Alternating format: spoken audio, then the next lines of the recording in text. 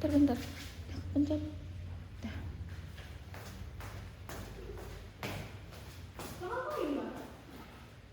Putih. Bagus ya waktunya kalau pakai baju ini itu kalau nggak pakai pasti kayak loncat. Mau ke sini.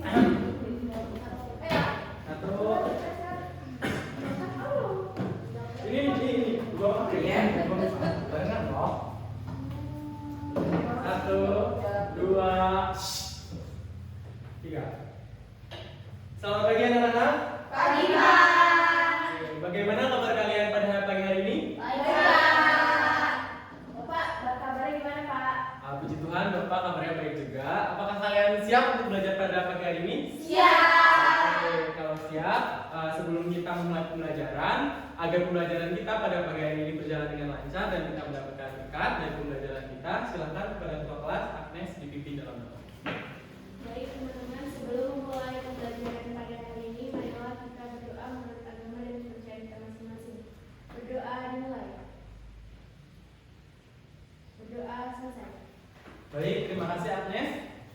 Saya lihat pagi hari ini kursinya sudah terisi semua ya. Apakah semua hadir? Hadir, Pak. Oke, kalau hadir semua, sebelum kita belajar terkait topik hari ini, Bapak akan memberikan pretest untuk kalian. Jadi silakan keluarkan gadget kalian masing-masing, karena soal pretest Bapak kirim melalui via WhatsApp group. Dan waktu pekerjaan pretest selama 5 menit. Apakah kalian paham? Paham, Pak. Oke, kalau paham silakan dikerjakan pretestnya.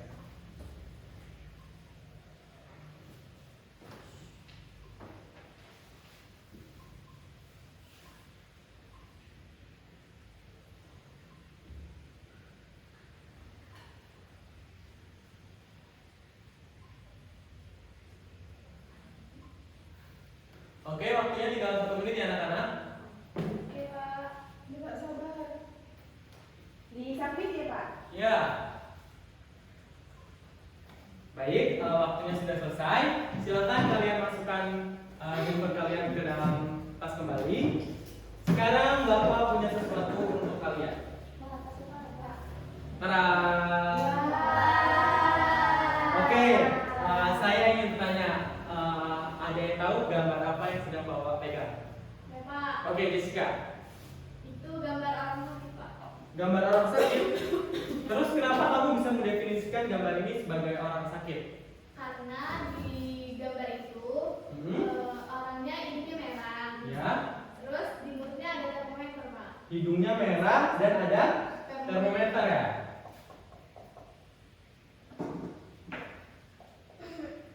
Hidung merah dan termometer. Baik, terima kasih Jessica. Apakah ada pendapat lain? Oke, Zalfa. Menurut saya itu orang demam Pak, karena ada kompres di Ya. kepalanya. Terus habis itu sama kayak di situ ada termometer. Oh, orang sakitnya tapi sakit demam. Iya Pak. Iya, karena dia ada Kompres. kompres. Jadi dia sedang demam. Terus ada yang lain? Saya Pak Sila. Iya, Jejes silakan. Saya setuju sama jawaban tadi, Mhm. Pak. Soalnya di gambar itu ada obat sama air minum di meja. Terus di situ di atas meja juga ada tisu berhamburan gitu, Pak, di atas kasur. Oh, iya ya, ada tisu juga ya. Iya. Bisa jadi dia sakit apa? Flu. Flu. Flu juga kan? Selain demam dia juga sakit Flu. flu. Ya. Jadi tadi ada tisu berhamburan, terus ada juga obat. Nah, jadi benar dari pendapat kalian semua, gambar ini merupakan gambar orang sakit ya. Lalu saya ingin bertanya, apakah di sini ada yang pernah sakit? Ya Pak. Ya, Maya. Kemarin saya sakit flu dan demam karena perjalanan sehabis pulang sekolah Pak. Wah, iya kamu ya? Iya, Pak. Benar. Saya Oh, terus ada yang lain juga? Ada yang Saya punya juga pengalaman? baru kemarin Pak. Ya. Waktu itu saya sakit demam, batuk dan pilek Pak. Oh, karena apa? Karena hujannya juga? Atau gimana? Iya, terus saya dirawat di klinik. Waduh, berarti lumayan parah berarti sakitnya kalau sampai dirawat ya. Oke, benar ya, pasti kita semua pernah merasakan sakit seperti demam, flu, batuk dan lainnya gitu. Nah, lalu kenapa sih tubuh kita bisa sakit? Ada yang bisa jawab? Saya, Pak. Ada. Kalau dari cerita tadi mungkin karena kelelahan, habis mau sekolah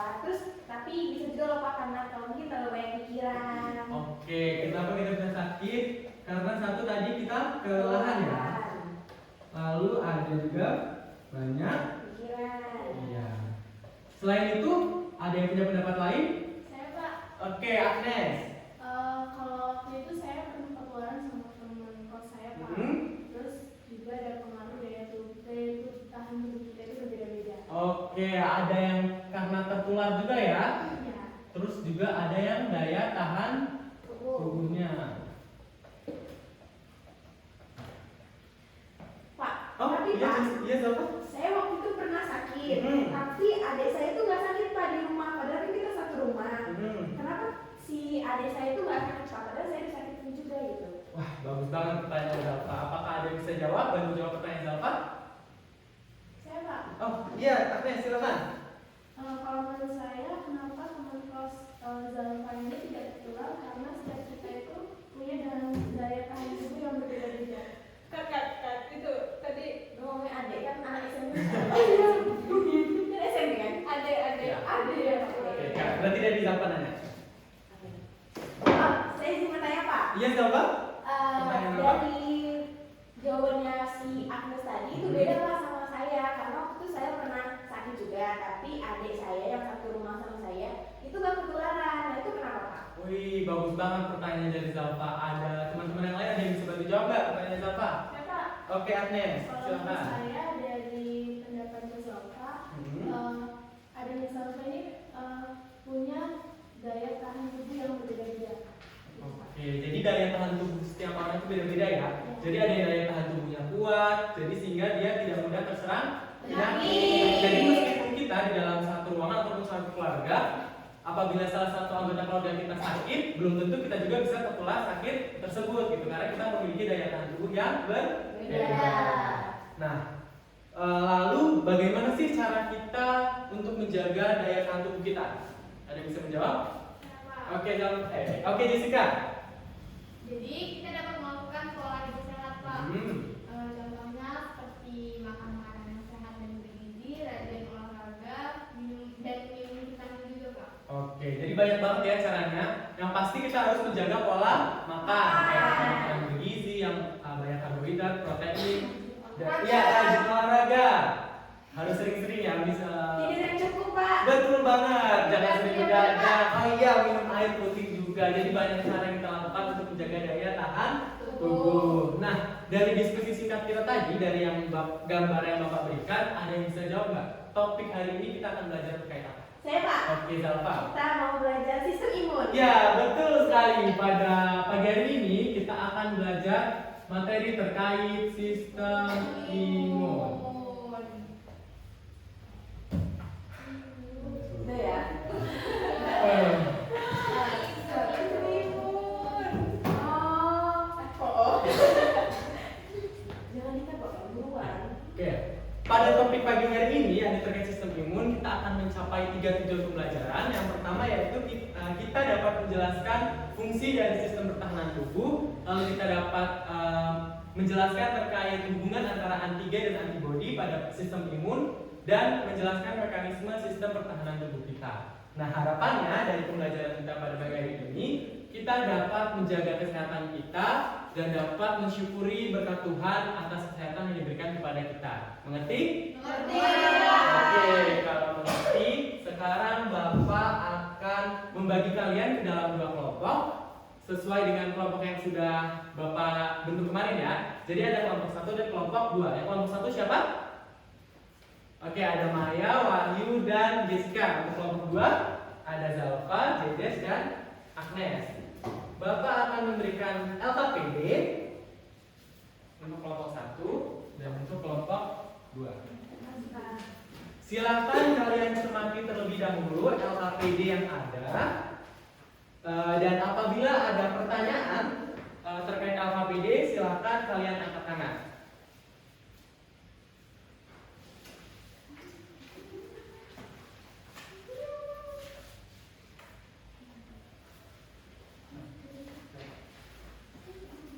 Adakah yang ingin bertanya? Sudah jelas Pak. Saya ingin bertanya Pak. Oke, Zalfa. Ini jawabannya ditulis di mana Pak? Oke, untuk jawabannya, coba kalian buka LKPD-nya terlebih dahulu. Nah, di situ sudah Bapak siapkan kolom atau bagian yang kosong. Nah, itu kalian isi dengan jawaban kalian. Dan untuk soal yang berbentuk tabel, silahkan kalian langsung isi di dalam tabel tersebut. Dan jangan lupa sebelum mengisi LKPD, kalian tulis terlebih dahulu identitas kelompok, lalu kerjakan soal secara teliti dan berurutan ya. Oke, mengerti? Untuk pengerjaannya saya beri waktu 20 menit. Apakah ada yang ingin bertanya kembali terkait LKPD? Sudah jelas, Pak. Oke, baik, kalau sudah jelas silahkan dikerjakan.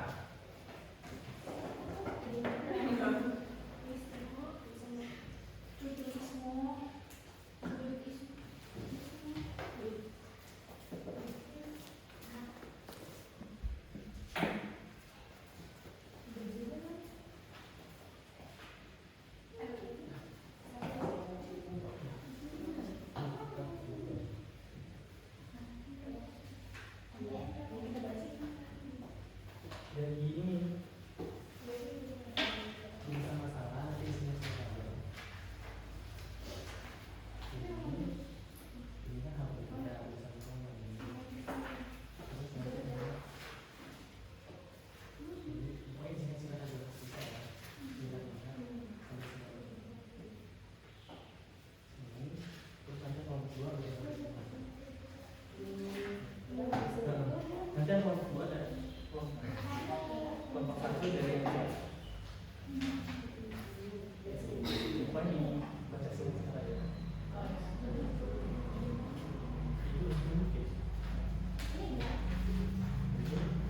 Ini baca semua kan?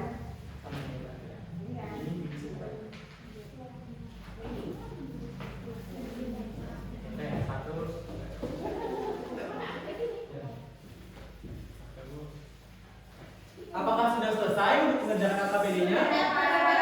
Oke, apabila sudah selesai, silakan setiap perwakilan kelompok untuk mengumpulkan kertas LKPD-nya. Ini LKPD kelompok 2. Ya, ini LKPD kelompok 1 sudah? Oke, terima kasih. Baiklah, selanjutnya saya akan meminta perwakilan dari masing-masing kelompok untuk mempresentasikan hasil diskusi kalian dari LKPD yang sudah Bapak berikan.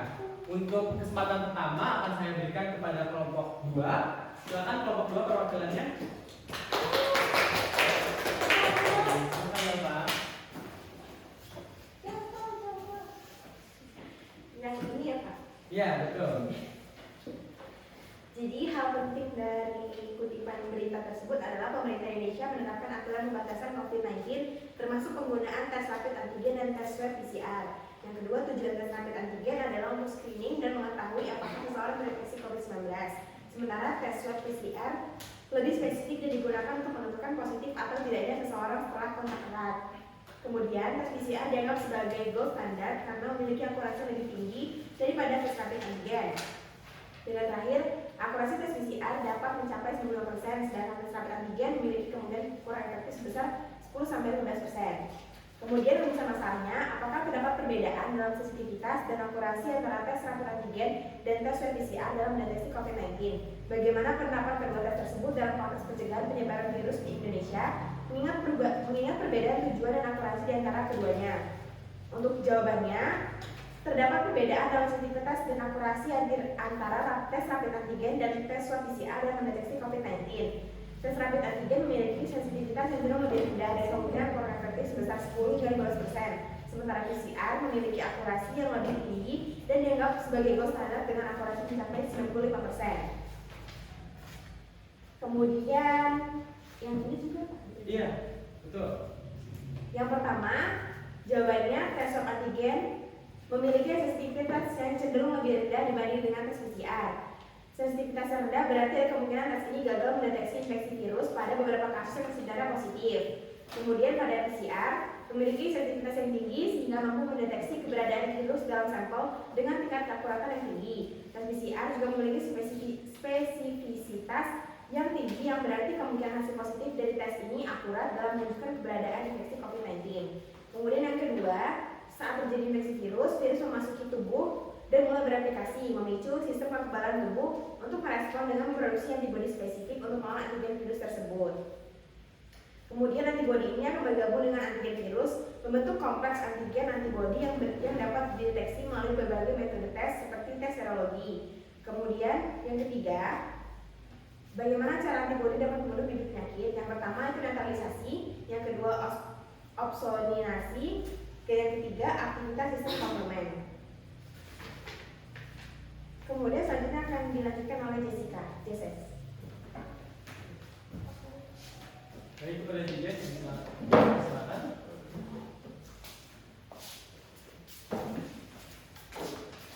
Kita sistem imunitas yang tidak dapat bekerja secara normal. Hal ini dapat menyebabkan berbagai masalah kesehatan seperti yang pertama, infeksi yang sering dan berat. Seorang dengan sistem imun yang lemah lebih rentan terhadap infeksi yang sering dan lebih parah, bahkan oleh patogen yang biasanya tidak menimbulkan masalah pada individu dengan sistem imun yang normal. Yang kedua, penyakit autoimun. Sistem imunitas yang terlalu aktif atau bermasalah dapat menyerang sel-sel sehat dalam tubuh, menyebabkan penyakit autoimun seperti lupus, reumatoid, artritis atau penyakit seliak. Yang ketiga, kanker. Sistem imunitas yang lemah juga dapat memungkinkan sel-sel kanker untuk berkembang tanpa terdeteksi dan dihancurkan oleh sistem kekebalan tubuh. Oleh karena itu, menjaga sistem imunitas yang sehat sangat penting untuk menjaga kesehatan secara keseluruhan.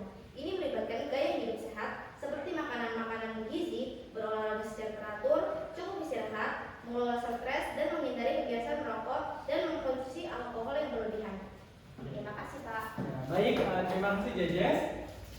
Sudah sangat baik untuk presentasi dari kelompok 2. Untuk melengkapi, saya persilakan kepada kelompok 1 untuk membacakan hasil presentasi, hasil diskusi terkait apa itu. Yang apa-apa, silakan. Baik, terima kasih. Saya Maya dari kelompok 1 akan mempresentasikan hasil diskusi kami. Yang pertama itu gambar basofil. Sel basofil ini berperan penting dalam menghasilkan reaksi peradaban untuk melawan infeksi. Lalu yang kedua ada eosinofil, yaitu granula berwarna merah dengan pewarnaan asam, ukuran dan bentuknya sama dengan neutrofil. Tapi granulanya dalam sitoplasmanya lebih besar, jumlahnya kira-kira 24%. Yang ketiga ada neutrofil, granulanya tidak berwarna yang memiliki tipikal terangkai. Kadang seperti terpisah-pisah, protoplasmanya banyak berdintik halus dan banyaknya sekitar 60-70%. Lalu yang keempat itu ada limfosit, mempunyai nukleus besar bulat dan menempati sebagian besar sel limfosit berkembang dalam jaringan limfe. Terus yang kelima ada monosit, ukurannya lebih besar dari limfosit, memiliki protoplasma besar, warnanya biru sedikit abu-abu, dan memiliki bintik-bintik sedikit kemerahan. Lalu ada macam-macam bentuk antibodi. Yang pertama itu ada IgD, adalah antibodi yang paling umum dalam sirkulasi darah dan jaringan. Lalu fungsinya melawan infeksi bakteri, virus, dan toksin. Lalu yang kedua ada IgE, memiliki peran utama dalam reaksi alergi dan perlindungan terhadap parasit yang berfungsi sebagai dalam merangsang sel-sel mas dan sel basofil untuk melepaskan histamin dan mediator inflamasi saat terjadi reaksi alergi. Lalu yang ketiga ada IgD, jarang ditemukan dalam sirkulasi darah, tapi lebih sering ditemukan pada permukaan sel-sel B, berperan dalam aktivitas dan diferensiasi sel B. Lalu yang keempat ada IgM, adalah antibodi pertama yang diproduksi sebagai respon terhadap infeksi. Fungsinya dalam merespon imun terhadap infeksi baru. Lalu yang selanjutnya ada IgA, terutama ditemukan dalam sekresi lendir seperti air liur, air mata, saliva, susu, dan lendir saluran pencernaan dan pernapasan, yang berfungsi melindungi permukaan tubuh yang terkena oleh patogen seperti saluran pencernaan, pernapasan, dan reproduksi.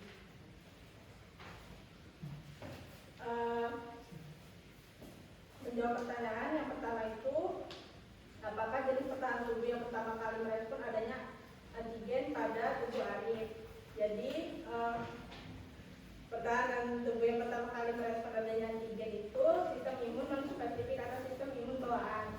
Sistem ini mencakup berbagai pertahanan yang tidak spesifik terhadap antigen dan berfungsi untuk memberikan perlindungan awal terhadap patogen. Lalu pertanyaan kedua, bagaimana mekanisme pertahanan tubuh terhadap antigen sehingga menyebabkan Arif bersin-bersin dan menjadi flu? Yang pertama itu,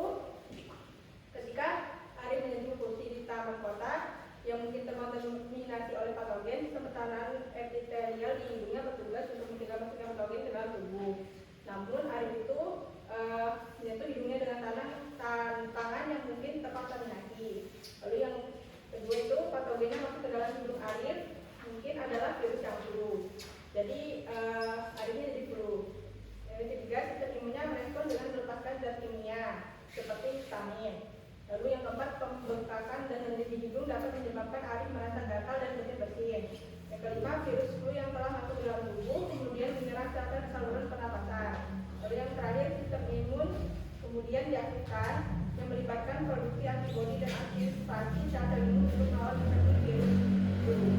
Baik, terima kasih Maya atas penyampaian materi dari kelompok 2. Kita beri tepuk tangan dulu untuk kelompok 2. Baik, apakah ada yang memiliki tanggapan atau jawaban lain baik dari presentasi hasil kelompok 2 ataupun hasil presentasi kelompok 1? Yang baca yang ini, yang soal tadi kan beda jawabannya. Yang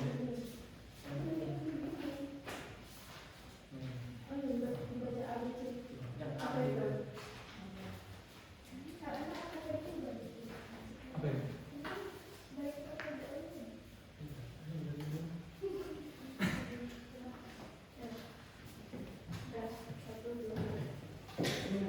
Dibalik dulu ke gue ya. Balik gue nggak sih? Baik, terima kasih Maya untuk presentasi dari kelompok 1. Selanjutnya, apakah ada yang memiliki tanggapan atau jawaban lain masing-masing baik dari presentasi kelompok 1 ataupun kelompok 2? Saya persilakan.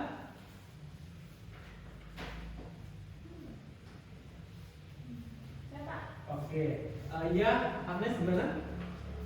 Baik, dari perwakilan kelompok 2 tadi, jawaban mana yang berbeda?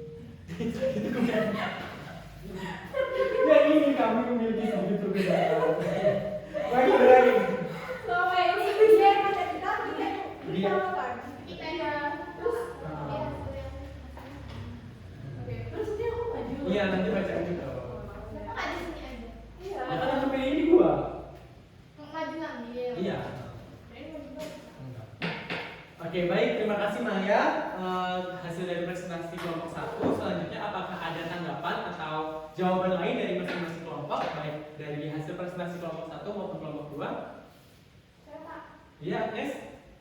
Baik Pak, kami memiliki sedikit perbedaan jawaban untuk pertanyaan mekanisme pertahanan tubuh Arif. Oh, ada perbedaan. Iya. Oke, baik, kalau begitu silakan dibacakan. Ini saya kembalikan. Ini apa ini?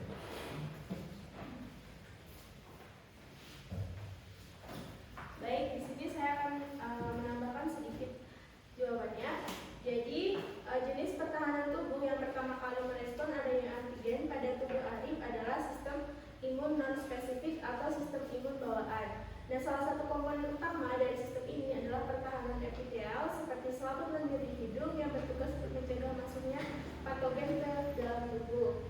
Nah, yang kedua itu ada mekanisme pertahanan tubuh terhadap antigen yang mungkin menyebabkan Arif bersin-bersin dan akhirnya sakit flu adalah sebagai berikut. Yang pertama, ketika Arif menyentuh kursi yang terkontaminasi patogen tersebut mungkin berhasil melewati pertahanan epitelial di hidung dan masuk ke dalam tubuh. Yang kedua, sistem imun kemudian merespon dengan melepaskan zat kimia proinflamasi seperti histamin yang menyebabkan pembukaan dan pelepasan lendir di saluran pernapasan di atas.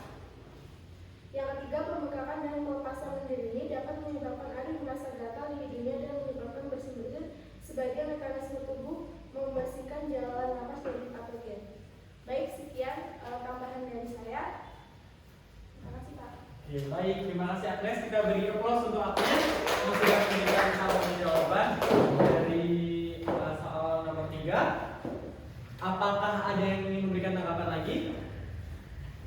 Cukup Pak. Oke, kalau cukup, bagus sekali hasil diskusi dari kelompok 1 dan 2 ya, dan juga tanggapan dan atau tambahan tadi dari Agnes. Nah, sekarang saya akan mereview dari jawaban yang telah kalian buat atau kalian diskusikan dari masing-masing kelompok. Jadi untuk soal yang pertama itu saya berikan masalah yaitu berupa berita di mana melihat atau membedakan antara keefektifan antigen dan PCR. Jadi hal penting yang pertama di dalam berita itu adalah pemerintah itu Indonesia menerapkan aturan pembatasan COVID-19 termasuk penggunaan tes rapid antigen dan tes swab PCR. Lalu rumusan masalahnya dari berita tersebut, apakah terdapat perbedaan dan dalam sensitivitas dan akurasi pada tes antigen swab dan PCR? Lalu juga dari rumusan masalah yang kalian buat dan jawaban sementara yang kalian ajukan itu sudah sesuai dengan permasalahan yang ada. Lalu pada bagian tahap kedua kalian menjawab beberapa pertanyaan. Untuk pertanyaan pertama itu terkait perbedaan antara tes swab antigen dan tes swab PCR, yaitu terdapat perbedaan. Yang pertama itu pada tingkat efektivitas, sensitivitas, dan spesifisitas antara tes swab antigen dan tes swab PCR. Jadi berbeda gitu ya. Lalu pada rumusan masalah juga kalian sudah menjawab. Pada bagian nomor 2 terkait hubungan antara antigen dan antibodi, kalian juga sudah menjawab dengan lengkap dan benar. Dan untuk nomor 3 terkait bagaimana cara antibodi virus dapat membunuh bibit penyakit, kalian juga sudah menyampaikan beberapa proses dan syarat yang sudah dijelaskan terkait netralisasi dan segala macamnya tadi ya, sudah disampaikan oleh Zalfa.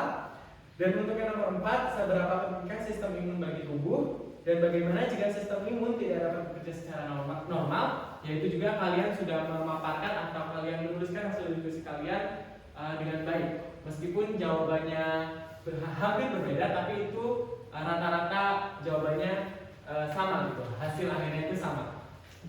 Lalu untuk pada bagian ketiga yang soal studi kasus, yakni Arif, Wahyu dan Arya, pada nomor 1A itu yang pertama kali merespon adanya antigen pada tubuh Arif yaitu innate immune system, yaitu benar. Kalian jawab jawaban dari dua kelompok benar. Lalu bagaimana mekanismenya yang sudah disampaikan oleh Maya dan ditambahkan oleh Agnes sudah benar, di mana tahapannya itu ada 5. Yang pertama itu ada masuknya patogen, kemudian deteksi dan aktivasi, kemudian bersin, peradangan dan gejala flu, lalu aktivasi imun adaptif.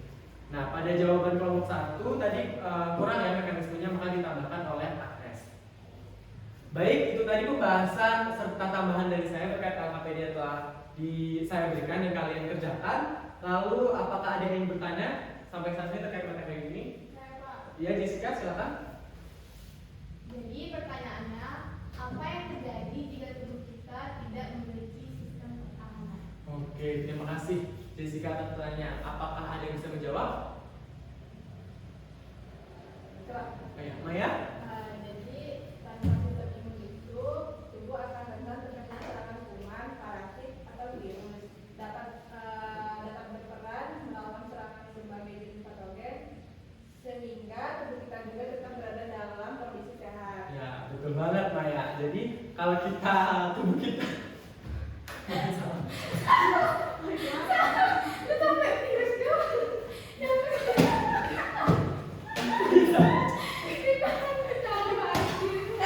Gue kena anjir. ya.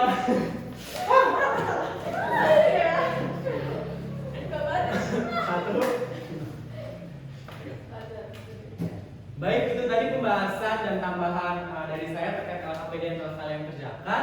Kemudian apakah ada pertanyaan terkait materi hari ini? Saya, Pak. Ya, pada Jessica, silakan. Jadi pertanyaannya, apa yang terjadi apabila tubuh kita itu tidak memiliki sistem pertahanan? Oke, bagus sekali pertanyaannya. Apakah ada yang bisa membantu menjawab? Ya, Maya, silakan. Jadi tanpa sistem pertahanan itu, tubuh akan rentan terkena serangan kuman, parasit, atau virus. Oke, betul sekali ya. Jadi tanpanya ada sistem imun, maka tubuh kita ini akan lebih rentan terhadap serangan penyakit, baik infeksi virus, bakteri, atau patogen lainnya. Lalu sistem imun juga dapat berperan melawan berbagai jenis patogen sehingga tubuh kita tetap berada dalam kondisi yang sehat dan fit. Apakah ada pertanyaan lain? Cukup? Cukup. Baik, dari hasil pembelajaran kita pada pagi hari ini, apakah ada yang dapat menyimpulkan? Oke, Zalfa, silakan. Tapi baca teks ya, Pak. Ya. Baca teks ya, Pak. Enggak apa-apa. Kau buka lelah deh. Kesimpulannya? Ada, katanya harus dibalikin. Iya. Duduk dulu. Dulunya kayak gini nih. Duduk dulu, berarti ulangin dari ini. Itu kan, Mas?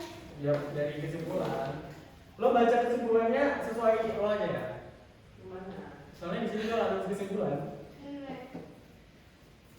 Ya, sepemahaman lo aja. Enggak mau. Oke, ya. Bisa lah juga. Oke.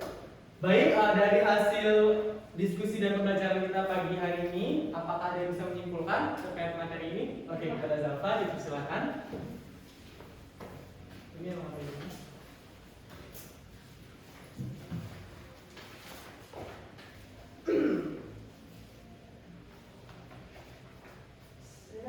Nah, jadi rumusan masalahnya jadi kesimpulannya adalah terdapat perbedaan dalam akurasi antara tes rapid antigen dan juga tes swab PCR dalam mendeteksi COVID-19. Kemudian tes swab antigen itu cenderung lebih rendah sehingga ada kemungkinan hasilnya negatif pada kasus yang sebenarnya positif. Kemudian kepada tes PCR sensitivitas itu lebih tinggi karena mampu mendeteksi keberadaan virus dengan akurasi yang lebih tinggi. Kemudian tes antigen mendeteksi keberadaan antigen virus langsung dalam sampel, sedangkan tes antibodi mengukur keberadaan antibodi spesifik terhadap virus dalam darah yang menunjukkan apakah individu tersebut telah terinfeksi virus dalam waktu yang lalu dan mengembangkan respon kekebalan terhadapnya.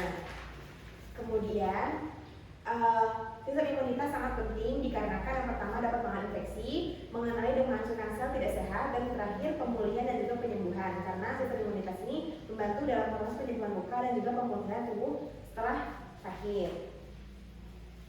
Kemudian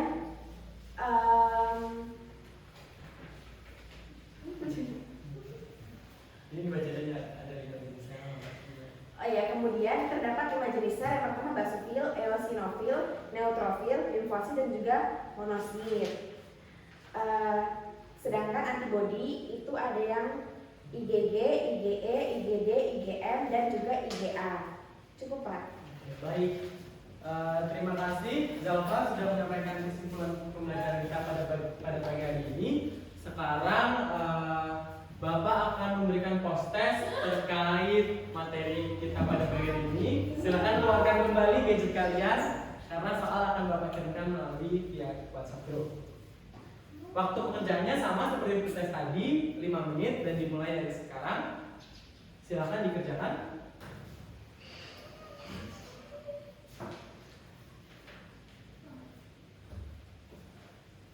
Baik, apakah sudah semua mengerjakan post-test?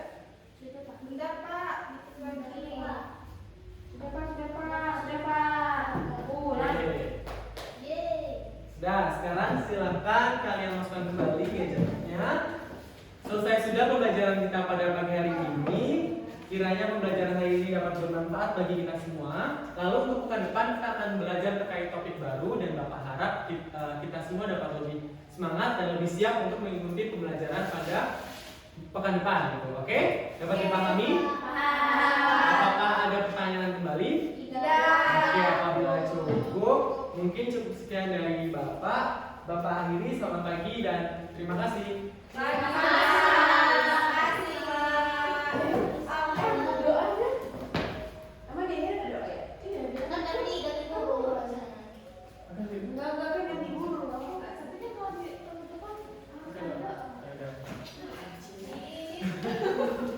Doanya berarti?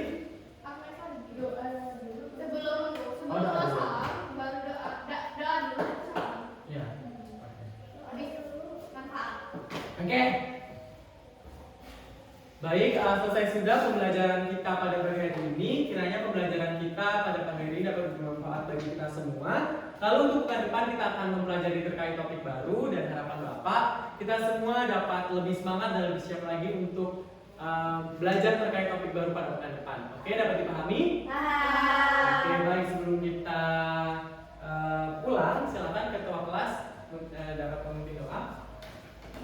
Baik teman-teman, kita mengakhiri pembelajaran pada hari ini. Marilah kita berdoa menurut agama dan kepercayaan masing-masing. Berdoa dimulai. Berdoa selesai. Baik, jika tidak ada pertanyaan lagi, terima kasih Bapak ucapkan kepada kalian dan Bapak akhiri. Selamat pagi. Pagi, Pak.